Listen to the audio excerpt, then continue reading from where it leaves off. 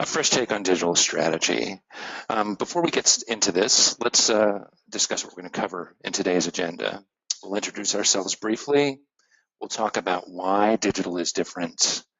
We'll talk about strategy in the digital age. We'll highlight the Adventure's unique approach to digital strategy. We'll provide you with some real-world examples. We'll cover a few things to avoid, and then we'll discuss next steps that will help you get your own innovation initiative started. I'm Lucas Bauer. I'm the CEO for Adventure North America. My background is in media and in manufacturing. I've been in the business world quite a long time. And with me today is Andy Stark. Hey everybody, my name is Andy Stark. I'm VP North America with Adventure, and I hope you enjoy this webinar. Thanks. Let's get right into it. So let's start with why digital is different. As I mentioned before, I've got a background in media and manufacturing, and over the years I've done a lot of the classic 3 to 5 year plans. And so I think a lot of you on the webinar have probably done the same. And so you know that these plans involve a lot of research. They involve a lot of internal engagement, a lot of meetings in the boardroom. So it's not just about finding the facts, it's about getting consensus across the business. And that can take a lot of time. So by their nature, these plans are slow to develop and they're inflexible. You've gone through all that trouble to get everyone to agree on what the plan is. So everybody involved is reluctant to change it. The problem is that the landscape has changed. We're in a period of innovation unlike anything we've ever seen in the modern era. So we need a different approach than the classic 3 to 5 year plan. So what do we do? There are 3 levels of digital transformation. Incremental transformation is really just a Band-Aid in the context of today's innovative environment. Incremental innovation would be something like creating an e-store that mimics bricks and mortar retail presence that you already have. It's not really changing anything, you're just adding a channel. So that sort of innovation might have been fine 10, 15, 20 years ago, but it's no longer enough now. Today, you need to be looking at transformative innovation. So that's kind of exploring new business models for your business, or disruptive innovation, which is a radical reinvention of the way you sell your product or service. When we look at kind of where we are in the opportunity curve for innovation, again, if you looked back 10, 15, 20 years, we were operating in a pretty traditional market. Everyone was doing that sort of incremental innovation that I mentioned on the last slide, and there wasn't a real threat or pressure around innovation. That's no longer true today. We're at a critical inflection point, and we really need to innovate. We either reach for new opportunities and grow, or we just kind of run with the status quo, and then it becomes so hard to catch up if we don't move now that pretty much game over for the business, and we don't want that to happen. So what do? We need a new approach to strategy development that fits the digital age. And that approach needs to enable fast execution. It needs to be adaptive, unlike the classic model. It needs to be iterative. It needs to be user-focused, and it has to absolutely be digital first. So how has Adventure cracked this problem? We've used a hybrid approach. So we employ consultants who come from a traditional consulting background, and we also employ a lot of ex-startup people who founded their own startups, people who come from Silicon Valley. And we blend those 2 methodologies and those 2 bits of DNA together to create a hybrid approach. Our hybrid approach combines top-down strategy development and user-centered bottom-up validation. So kind of the classic big 5 consulting approach mixed with Silicon Valley style, very aggressive user-centered experimentation. So let's take a look at the bottom-up approach first. So it's essentially using design thinking and lean startup methodology. You might be familiar with those from the Silicon Valley. And I've used them myself with great success in my own startup before I came to Adventure, but I already also saw what's going to happen if you don't use them in other startups that I've worked for, and you eventually end up at some point along the line with a lack of product fit. So that's something you definitely want to prevent. So the bottom-up approach is really about understanding your user needs and trying to get a perfect understanding of what we call the customer journey. So you're not so much considered with buying behaviors or demand trends, things that we're known to from classic market research.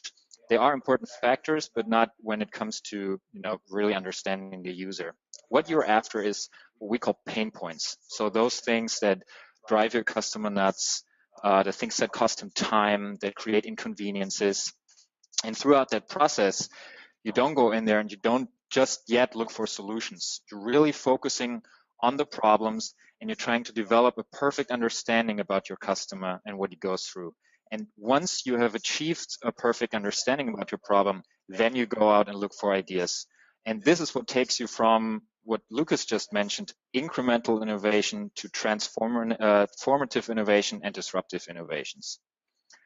So the second approach, you probably are all familiar with it. It's a classic top-down approach. I used to work for Deloitte, so I'm fairly familiar with different frameworks, SWOT analysis, 5 forces, all those great tools that you can use to look at your business and the market. And what you're essentially trying to figure out is, what's my biggest asset that I have and how can I leverage it in the marketplace and with what opportunities can I match it? So when we look at digitalization, those opportunities are new technologies and new business models. And your assets usually are your existing customer base, which you have worked so hard for to build that up. And this is your greatest advantage that you have against any startup out there.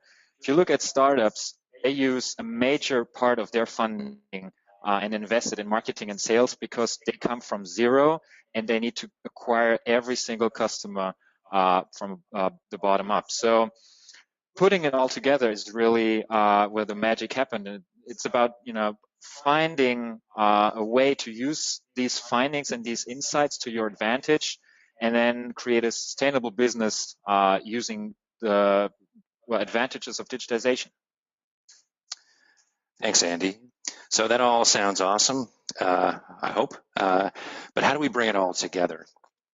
As I mentioned before, I come from the media industry, and I'll give you a kind of a horror story about clear objectives. You have to have clear objectives for your innovation and digitization program. And these really need to take you outside of your comfort zone, but still fall within the realistic capability of your business. So I'll give you an example of what not to do. So I worked in the media business on the technical side and was involved in the development of technologies like streaming and on-demand video.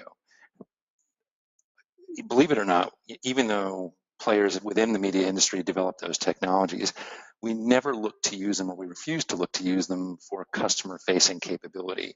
We didn't look at video on demand seriously. We didn't look at streaming or on-demand radio seriously because our objective was really our margins, our targets, our revenue. And we saw new forms of distribution as a threat to those targets and margins. By the time we realized the threat of players like Netflix and Spotify and Amazon, who used our own technologies essentially against us, we had missed the boat. We were on the downside of that opportunity curve. It was really too late for us to win back all of those customers. We'd invested 100 years in winning. And I think you know how that story ended. It's not been a great decade for the entertainment business.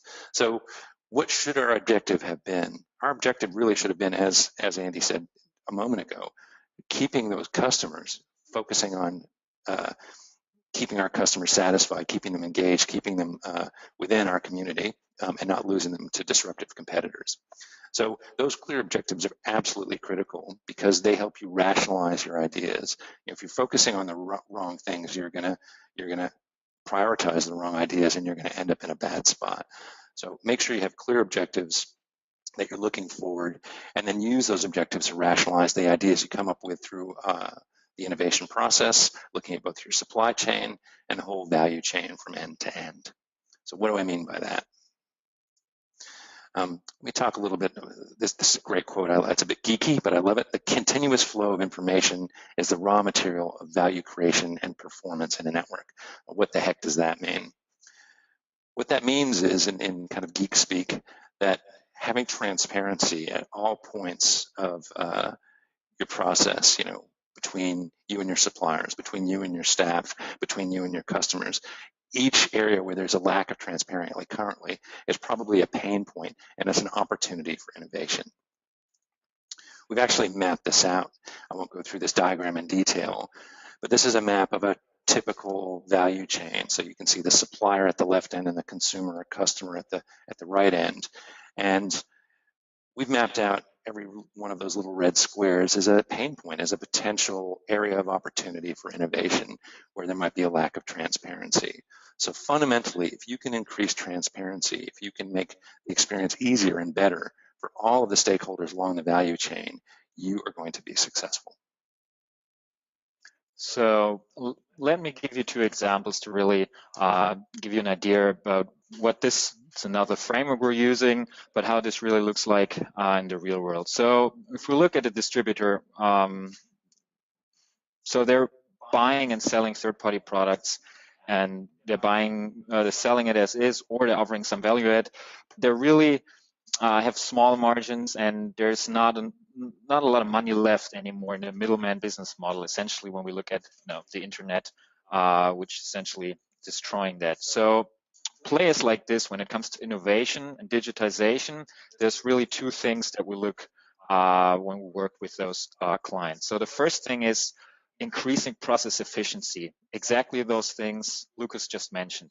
That can be vendor management, material and inventory planning, and actually the selling side towards your customer. So you want to make sure you got all the information, transparent, and actually using the benefits. The second thing, which becomes more and more important, is the repositioning of your business model. As I said before, small margins. So you really want to think about how can you grow your business in the long term.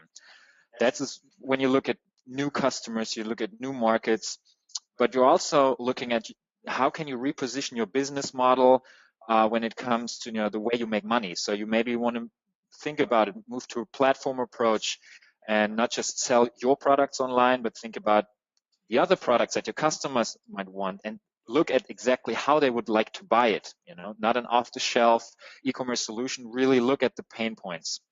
And let me give you another example, which I think is a great way to show digitization potentials, and actually is relevant for a lot of players in the market. It's the example of a manufacturer. So manufacturers produce and sell products, but they usually neglect the service channels. But then again, losing this customer contact point to competitors, like for example startups, is their biggest risk. So there's two things we're looking for when we work with manufacturers with regard to digitization. So the first thing obviously is, digitize your service channels, but don't do it, the Band-Aid way. Really look at how are your customers doing business with you? What are ways, to come up with transformational, even disruptive innovations in that area? And the second thing is where it's really about creating new significant value. How can you increase the productivity of your customers? How can you increase your own productivity when it comes to processes? So, for example, digitally automated quality assurance, predictive analytics, all those things. Take a look at those. That's where usually there's a lot of great potential. Thanks, Andy. So this is all exciting and hopefully gets your juices flowing about, makes you want to run out and start your own innovation program. But we've also seen a lot of cautionary tales throughout Adventure's history. And we've identified 4 key things to avoid or things to watch out for. The first is poor prioritization. This is something we see all the time. A classic example is a senior executive team gives the digitization initiative, the ownership to the CIO or the CMO or maybe the CDO. The problem there is that those stakeholders and their teams have other KPIs that they need to meet and things that they need to achieve within the calendar year or each quarter. So they're always kind of trying to keep this extra ball in the air, which is digitization or innovation, while hitting their other targets and objectives. And in almost every case where that happens, it doesn't work. Why doesn't it work? Well, that flows right into our next point, which is the lack of C-suite support. You simply can't achieve fundamental change in the way a business thinks and operates without hands-on leadership. That means that everybody who sits in the boardroom, they have to be involved. And I'm not talking about sitting in innovation meetings or being involved in card sorting exercises or stakeholder interviews. That would be great, but most executives don't have time. But even working at the meta level, just kind of staying aware of what's going on, and more importantly, pushing your stakeholders, driving outcomes, that is absolutely critical. The board needs to be involved, the senior leadership needs to be involved, or your initiative will fail. Andy, what else should we look out for here? Well, first of all, I absolutely agree with what you're saying. That definitely two very important points. There's two more that I frequently see and experience when it comes to innovation.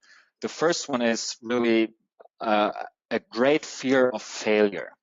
It's really not in our nature, and especially if we look, I'm from Germany myself. We're a nation of engineers, so we're a perfectionist. So if we build something, we want to build it once and then we want to build it right. So, but when we look at digitization, it's not really going to work that way, because if we would take an all-in-one approach, there'd be so many flawed assumptions, best guesses and gut feelings put into our solutions that we definitely end up somewhere without a product market fit. So it's really about adapting, to that failure process and accepting and realizing that it's not a bad thing. You can actually learn through failure, and realizing that, this is actually the only way you'll be able to succeed when it comes to digitization and when it comes to change eventually. So everything is out of the ordinary. The second thing is a lack of testing, and this mindset, I can't stress this enough, is really essential. And first of all, we have to accept that, we do not know most things. So eventually, the strategy that we're setting up is more like a moving target, because as I just said, all of those flawed assumptions. So we want to make sure that there is a way to test every hypothesis, every assumption that we have, and that learning whether or not those are true is actually our, main result for now. So I know this is a process which is hard to wrap your head around, especially if you haven't done this or if this isn't part of your daily business. But there should be really a few questions after a testing phase, which you should be able to answer. So you should look at what is working or what has worked and what didn't work, and then look at why didn't it work, and use that learning and apply it for the next phase, and really try to make mistakes, but make them once. And the thing is really, if you keep focusing on your customer pain points, and you're in that process of finding out new things and validating, and that's really going to put you in a very good position, and you will be fine in the end, although you might not know what you'll be presented with at all times. Great. So I think we've shown some of the reality of the process, which is there's a bit of uncertainty. It's very foreign. It's very different the way the innovation process works. You've got to adapt your thinking from build it once, build it right, to fail fast, learn, and pivot. And so how do we make the next step? How do we get started? Well, there's two ways that we commonly see that clients take. One is the DIY approach, and the other is finding a partner. Andy, tell us a little bit about DIY. Sure. So before I get into the DIY, I really want to stress that you must not lose this sense of urgency. When you have thought about digitization and you've decided that this is a topic which is of high relevance and should be with a high priority, don't go back into the boardroom. Don't go back and have meetings and think about it. Act on it. This is really super important. And of course, when it comes to do it yourself, we get a lot of questions like, yeah, we want to start, but where do we start? The answer is pretty simple. Just start somewhere. We've given you some hints throughout this webinar already. Look for those pain points, and it really starts with the first interview. Use those techniques, design thinking, and so on. And your winning strategy will be based and built on facts and findings, and you will have to find them out, and you'll find those out using interviews. So don't use assumptions. Make sure that you validate things, and you can really start today. Go out after this webinar, talk to your customers, and worry about putting up everything or putting everything together, tomorrow, the day after. The only thing I would watch out for, and this is really important, is you must understand that digitization or innovation really requires a new kind of skill set at the end of the day. And this also means that, you need a certain type of people, entrepreneur type of people that have worked in a startup, people that are familiar with design thinking, product management, software development. So if you have those people, that is great. If you don't, you might want to look for someone who can support you and really help you to ramp it up from one day to another. Thanks, Andy. That nice segue right into finding a partner. So look, the whole reason I got into this business is because I've had the experience of falling on my face quite hard in innovation, and it was a painful experience. Everybody thinks that they're innovative. Everybody thinks they're an entrepreneur, but you've got to step back and take an honest look at your skill set. I'd say probably 90+% of the time, the people you have running your day-to-day operations excel at those day-to-day operations for a reason, and they have a set of competencies and skills that make them good at their job. But in many cases, those are not the same skills and capabilities that would make them a great innovator or an entrepreneur. Those skills are very different. So it's very difficult to build an innovative culture within an existing organization. It's very difficult to get started. So find a partner. Adventure has an incredible track record of driving innovation within our clients worldwide. And one of the ways we do that is to split the innovation team off from the main business. Get you up and running by ideating and building minimum viable products, testing them, improving them out. And then another thing that we do is we help you build your own capability. We want you to be self-sufficient. We want you to be able to innovate on an ongoing basis. So we help you find, to recruit, to build and train your own team so that you can run on your own. Anyway, enough about Adventure. We've had a absolutely smashing turnout today, so we've had a ton of questions. So we've distilled those down to a list of these few here. Our apologies if we didn't get to yours. We'll respond to you by email.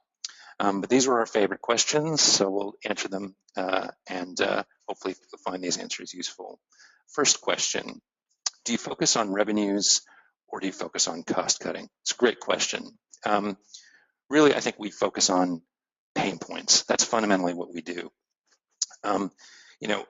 If we enter into an engagement and the customer is pushing us for one or the other, often we miss the best opportunities or the best ideas because we've already kind of baked in an assumption, which, as we've described in our process, is a no-no. So instead, if we look at the pain points, they're going to tell us where the real low-hanging fruit is. And sometimes it's surprising where you find it. Next question. How do we measure ROI of cross-channel strategy? It's another excellent question. I would turn this one on its head. If you're doing a cross-channel strategy, why are you doing it? Is it to attract new customers? Are you looking to retain your existing customers? Are you looking to educate the market about your product or service? In each of those examples, I think what you're looking to measure, the ROI, is different. It might be impressions, it might be clicks, it might be this or that. There's lots of great tools and technology out there to help with attribution, but start with a why. Next question. What is the biggest challenge you see in digital transformation? Another fantastic question. And actually, I think the answer to this one is really simple. Almost every time, in fact, I think virtually every time, it's culture. It's not technology. It's not anything on the technical side. It's culture. The most difficult thing to change is the culture of your existing business. There's a more techie question, but I think it's a great one. What trends do you see in the adoption of private cloud technologies? Well, I think there are a lot of trends. Private cloud is a subset of a larger migration to cloud. What we see more and more, especially when we're trying to get things up and running quick and ideate, is a blend, on-premise, cloud, private and public, all sorts of different solutions that are glued together point to point. That obviously has some concerns around compliance and risk, but that's the CIO's job to manage and figure that out. But if you're not doing cloud in your organization now, you're already behind the 8 ball. Cloud is here to stay. Last question. Business units often don't have an incentive to innovate. How do you deal with this? So might be my favorite question in the list. That's absolutely true. Every business unit has a KPI. For marketing, it might be number of new leads acquired. For sales, it's going to be revenue, and so on. And they're 150% focused on those KPIs, because if they don't hit their targets, they're going to get fired. So one of the biggest problems we have as well is trying to get those business units to cooperate. So we found that it's much easier to build the digital unit as a separate business, often in a separate physical location away from the core business. Get it up and running, get it working, get it humming along really nicely, and then integrate it back into the main business unit. Otherwise, there's just too much politics, too much red tape, and it's too difficult to get off the ground. I'm afraid that's all the time we have for today. Thank you all for attending. We really appreciate it. As I mentioned at the beginning, we'll send you a link with a recording later this week or next week. And if you didn't get the PDF, we'll send you a link for that as well. Thank you very much. Thank you, guys. Hope you enjoyed it.